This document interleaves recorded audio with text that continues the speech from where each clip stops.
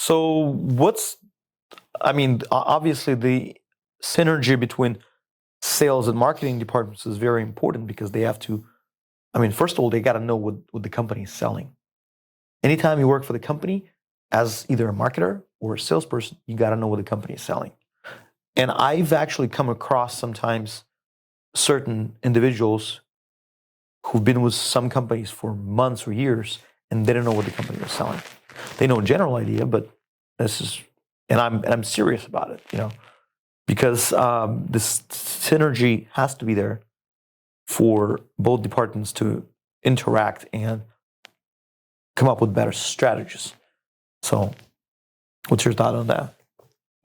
I would say, one, marketing and sales have to work together. Mm-hmm. If your marketing and your sales department don't work together in an organization, I know I've heard this time and time again, right? It's a common topic.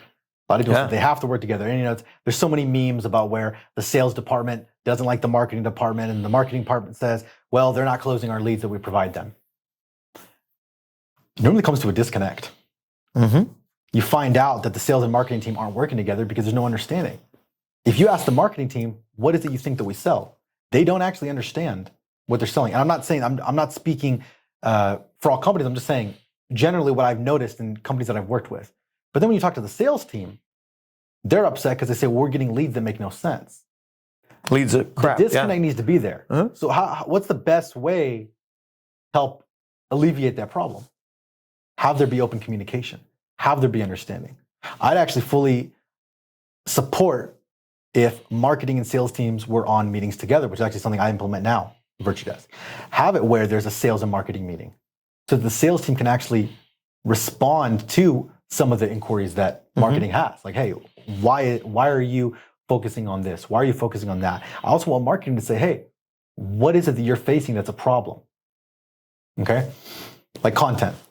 You spoke with me earlier about content. And viral content. Yeah. Does content generate sales? Yeah, so here's what I'm saying. No, I'm not going to say content generates sales. What I will say is that content generates a connection.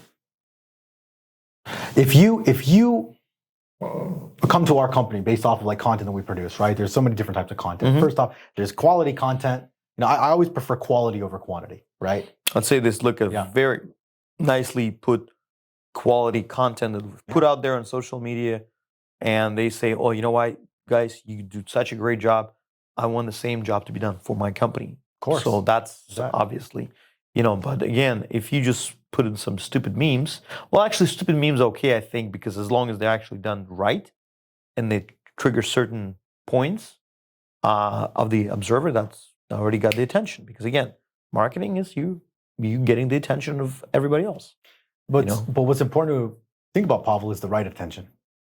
Because something that I've noticed is that sometimes companies that, they might go viral, but it's like, are you actually attracting the right type of individuals that are actually going to be a good client profile for you? You can get for the likes and followers. Yeah. You can get, but again, likes and followers not going to, probably won't, bring you much business.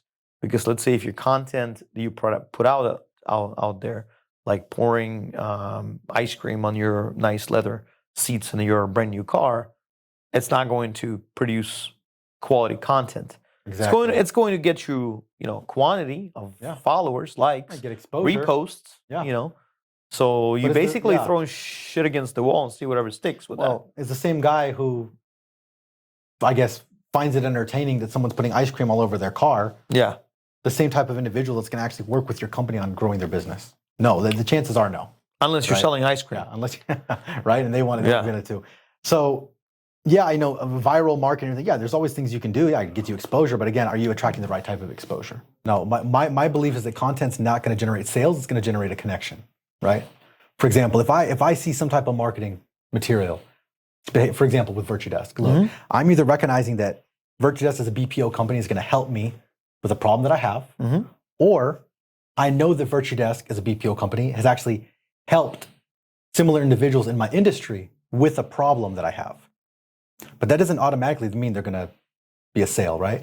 They just need to talk with our team, understand, hey, they're going to talk to them and say, look, understand what your business is all about. What are your goals? How do you want to achieve those goals? And then how can we find our way to help you out with getting to that next step?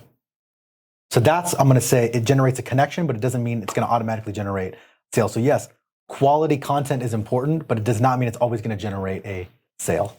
Still got to have the other aspect of the side.